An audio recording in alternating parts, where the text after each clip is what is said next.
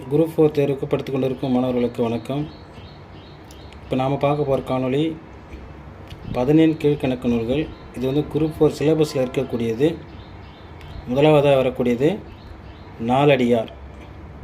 நாலடியாரை பற்றி பாருங்கள். வேளாண் வேதம் என்று அழைக்கப்படும் நூல் நாலடியார். நாலடி 400 என்று அழைக்கப்படும் நூல் நாலடியார். இது எல்லாமே நாலடியாரோட வேறு பெயர்கள். நாலடியாரை தொகுத்தவர் யார் அப்படின்னு கேட்பாங்க. பதுமனார். நாலடியார் தொகுத்தவர் பதுமனார். அதுக்கு அதிகாரம் வகுத்தவர் அதே பதுமனார் தான். இது முப்பாலாக பகுத்து கொடுத்தவர் யாருன்னு கேட்டால் தருமர். இதெல்லாம் நாலடியார் பற்றிய தகவல்கள். அதே மாதிரி இதுலேயும் பார்த்திங்கன்னா அறத்துப்பால் 13 அதிகாரம், பொருட்பால் 24 அதிகாரம், காமத்துப்பால் 3 அதிகாரம். திருக்குறளை மாதிரி நாலடியார்கள் கூடிய அதிகாரங்கள் மொத்தம் எத்தனைன்னு பார்த்தீங்க அப்படின்னா 40 அதிகாரங்கள், 12 இயல்கள். இதெல்லாம் நாலடியார் பற்றிய பொதுவான தகவல்கள். அதே மாதிரி 17 கீழ்கணக்கு நூல்களில் உள்ள ஒரே தொகை நூல் நாலடியார். நாலடியார்னால் 4 அடிகளை கொண்டது இல்லையா, அதனால் அதை நாலடியார்னு சொல்லுவாங்க. அதனால் தொகை நூல் 17 கீழ்கணக்கு நூல்களில் இருக்கக்கூடிய ஒரே தொகை நூல் எதுன்னு கேள்வி கேட்டாலும் நாலடியார் அப்படின்னு சொல்லணும். அதே மாதிரி 17 கீழ்கணக்கு நூல்களில் திருக்குறளுக்கு அடுத்து புகழ்பெற்ற நூலாக கருதப்படுவது எதுன்னு கேட்டால் நாலடியார். இந்த பாடல் அடியில் பாருங்கள். ஆளும் வேலும் பல்லுக்குருதி இடம்பெற்றுள்ள நூல் எதுன்னு கேட்டால் நாலடியார். 4 2 சொல்லுக்குருதி, பழகு தமிழ் சொல்லருமை 4 2. இதெல்லாம் எடுக்கப்பட்டதுன்னா நாலடியார் பாடலிருந்து எடுக்கப்பட்டது. 4 என்பது நாலடியாரையும் 2 என்பது திருக்குறளையும் குறிக்கும். சப்போஸ் கேட்டாங்கன்னா 4 என்பது எதை குறிக்கிறது, 2 என்பது எதை குறிக்குதுன்னா 4 என்பது நாலடியாரையும் 2 என்பது திருக்குறளையும் குறிக்கிறது. நாலடியாரை வந்து ஆங்கிலத்தில் மொழிபெயர்த்தவர் யாருன்னு பார்த்தீங்கன்னா ஜியு போப். இது நாலடியார் பற்றி தகவல் மட்டும் இது. அடுத்ததாக நான்மணி கடிகை. அடுத்த நூல் 17 கீழ்க்க நூல்களில் நான்மணி கடிகை அடுத்த நூல். பாருங்கள். கடிகை அப்படின்ற சொல்லோட பொருள் என்னென்னு கேட்பாங்க. கடிகைனா ஒரு துண்டு, ஒரு பகுதி, ஒரு பார்ட்டு அப்படின்னு சொல்லக்கூடியது. அதே மாதிரி அந்த கடிகைங்கிற சொல்லுக்கு ஆங்கிலத்தில் எப்படி சொல்லுவாங்கன்னா நெக்லஸ் அப்படின்னு சொல்கிறான். அதுக்கு தமிழில் கட்டு வடம் அப்படின்னு சொல்கிற பொருளும் உண்டு. ஆபரணம். கடிகை அப்படின்னா ஒரு ஆபரணம், ஒரு தங்க நகை இருக்குல்ல, அந்த மாதிரி ஆபரணத்தை குடிக்கக்கூடியதான் கடிகைங்கிற சொல்லோட பொருள். இதில் நான் ஒவ்வொரு பாடலும் பார்த்தோன்னா 4 முத்தான மணியான கருத்தில் சொல்கிறதுனால இந்த பாடலுக்கு வந்து நான்மணி கடிகைன்னு சொல்கிறான். நான்மணி கடிகை ஆசிரியர் விளம்பி நாகனார். எந்த நூற்றாண்டுனா 4ஆம் நூற்றாண்டு. ஜியு போப் 2 பாடல்களை, அதாவது 7வது பாடல் 100 பாடலும் ஆங்கிலத்தில் மொழிபெயர்த்திருக்கார். இப்படி கேட்கலாம். நான்மணிக்கடிகள் ஜி போப் மொழிபெயர்த்த பாடல்கள் எவைன்னு கேட்டால் இப்போ 7 100 இந்த 2 பாட்டு தான். இதில் பாடல் பாருங்கள், மேற்கோள் காட்டியிருக்காங்க. யார் அறிவார் நல்லால் பிறக்கும் குடி. இந்த அடிகளை கொடுத்துட்டு இது இடம்பெற்றுள்ள நூல் எதுன்னு கேட்கலாம். நான்மணிக்கடிகை. இந்நிலத்து மண்ணுதல் வேண்டின் இசை நடுக, இது அடிக்கடி கேட்பாங்க. இது நான்மணிக்கடிகை. தன்னோடு செல்வது வேண்டின் அறம் செய்க, வெல்வது வேண்டின் வெகுளி விடல். இதெல்லாம் சொல்லக்கூடியதுன்னு கேட்டிங்கன்னா நான்மணி கடிகை. அடுத்தது பாருங்கள். அதில் சில பாடல் வரிகளை கொடுத்துருங்க பாருங்கள். இளமை பருவத்து கல்லாமை குற்றம், வளமில்லா பொழுதத்து வல்லன்மை குற்றம், ஈன்றாலோடு என்ன கடவுளும் இல், கொண்டானில் சிறந்த கீழில் பிறரில், மனைக்கு விளக்கும் மடவாள், மடவாளுக்கு விளக்கும் புதல்வர், புதல்வருக்கு விளக்கும் கல்வி, கல்விக்கு விளக்கும் புகழ்சால் உணர்வு, நிலத்துக்கு அணி நெல்லும் கரும்பும், குளத்துக்கு அணி தாமரை, பெண்ணுக்கு அணி நாணம். இதெல்லாம் சொல்லக்கூடியது நான்மணி கடிகை. அடுத்தது 17 கீழ்கணில் இன்னொரு நூல் பார்த்தீங்கன்னா இன்னா 40. இதோட ஆசிரியர் கபிலர். இது வந்து நூற்றாண்டு 4ஆம் நூற்றாண்டு. துன்பம் கொடுக்கும் செயல்களை தொகுத்து கூறும் நூல். துன்பத்தை கொடுக்கும் செயல்களை பற்றி சொல்லக்கூடிய நூல் வந்து இந்த இன்னா 40 அப்படிங்கிறது. இதில் வந்து மொத்தம் 164 இன்னா செயல்களை கொண்டுள்ள பாடல் இது. இந்த பாடல் வரிகளை பாருங்கள். உண்ணாது வைக்கும் பெரும்பொருள் வைப்பு இன்னா, தீமையுடையார் அருகில் இருத்தல் இன்னா, ஊனை தின்று ஊனை பெருக்கல் முன்னின்னா, குழவிகள் உற்ற பிணி இன்னா, இன்னா பொருளில்லா வன்மை புரிவு. இப்போ இந்த அடிகள் ஏதாவது கொடுத்துட்டு கேட்டாங்கன்னா இந்த இன்னா 40.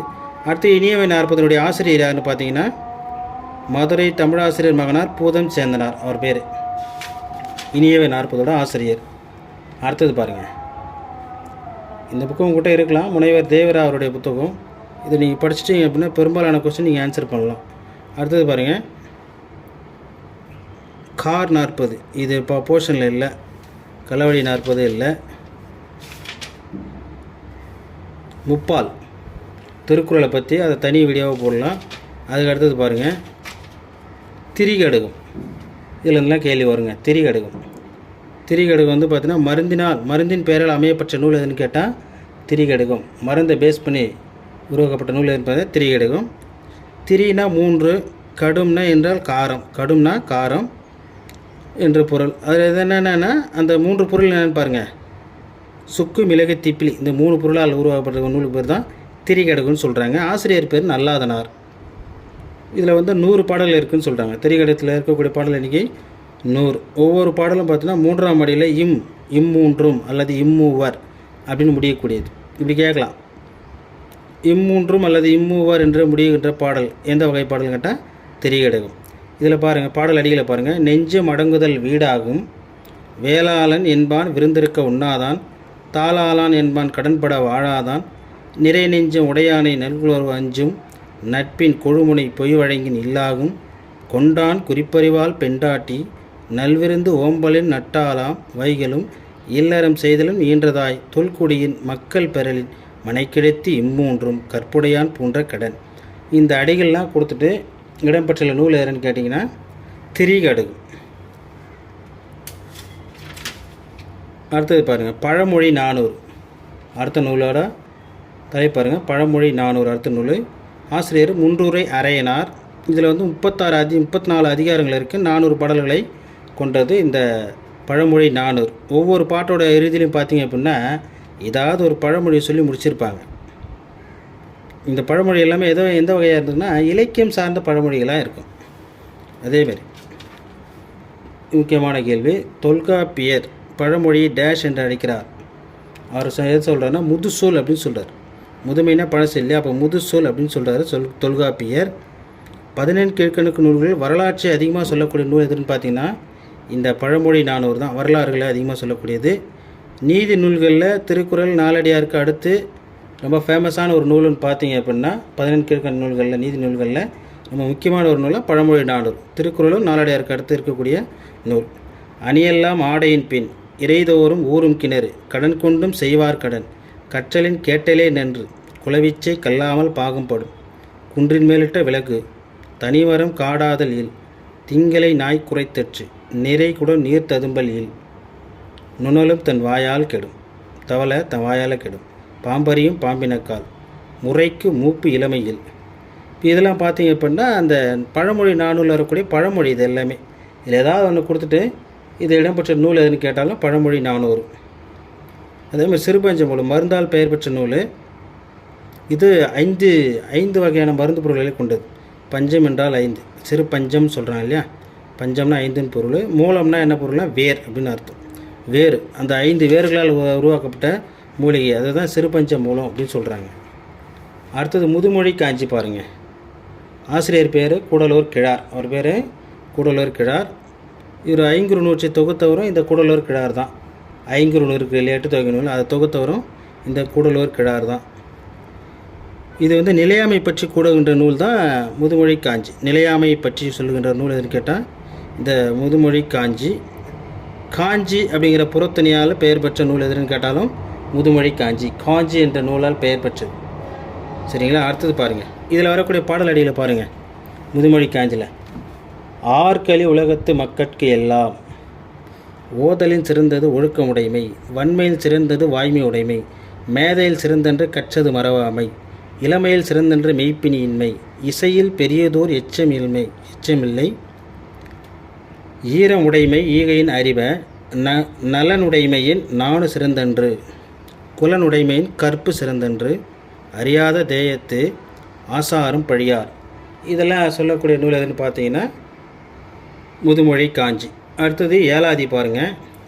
இதுவும் ஒரு மருந்தால் பெயர் பெற்ற நூல் தான். திரிகடுகம், ஏலாதி, சிறுபஞ்சம்லாம் மருந்தால் பெயர் பெற்றது. மருந்தால் பெயர் பெற்ற நூல் இந்த ஏலாதி. ஏலாதி அப்படிங்கிறதுக்கு என்ன பொருள்னா ஏலக்காய் இருக்கு இல்லையா, அந்த ஏலத்தை முதலாக கூடியது அப்படின்னு அர்த்தம். ஏலம், லவங்கம், சிறுநாவல் பூ, சுக்கு, மிளகு, திப்பிலி என்ற 6 கலந்தது தான் இந்த ஏலாதி அப்படின்னு சொல்லக்கூடிய இந்த மருந்தக பொருள். இதில் பாடல் பார்த்திங்கன்னா மொத்தம் 80 பாடல் இருக்குது.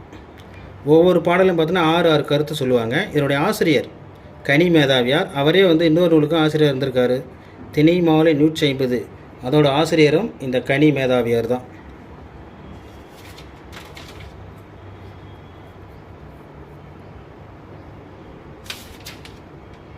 இதோட 8 தொகை நூல்களில் சிலபஸில் இருக்கிறது முடிஞ்சிடுச்சு. அடுத்து நம்ம பார்க்க போகிறது பார்த்திங்கன்னா ஔவையாரை பற்றிய தகவல்கள், ஔவையார் இயற்றிய நூல்களை பற்றிய தகவல் அடுத்த காணொலியில் பதிவிடுறேன். பாருங்கள். நம்முடைய சேனல் பிடிச்சிருந்தால் லைக் பண்ணுங்கள், ஷேர் பண்ணுங்கள், மறக்காமல் சப்ஸ்கிரைப் பண்ணுங்கள். சப்ஸ்கிரைப் பண்ணிவிட்டு பாருங்கள் நண்பர்களே. பெரும்பாலான வீடியோ பார்க்குறாங்க, சப்ஸ்கிரைப் பண்ணிவிட்டு பார்க்குறதில்ல. சப்ஸ்கிரைப் பண்ணிவிட்டு பாருங்கள். கண்டிப்பாக நம்முடைய வீடியோ ஒவ்வொன்றும் உங்களுக்கு பயனுள்ள வகையில் இருக்கும். ஒரு வாரமாக வீடியோ போடல. இனி வரும் காலில் கண்டிப்பாக வீடியோ எடுத்து வந்துட்டுருக்கோம். இப்போ போர்ஷன் வைஸ் ஒரு வீடியோவாக வரும். சரிங்களா? மறக்காமல் சப்ஸ்கிரைப் பண்ணிட்டு பாருங்கள். நண்பர்களுக்கு ஷேர் பண்ணுங்கள். நன்றி, வணக்கம்.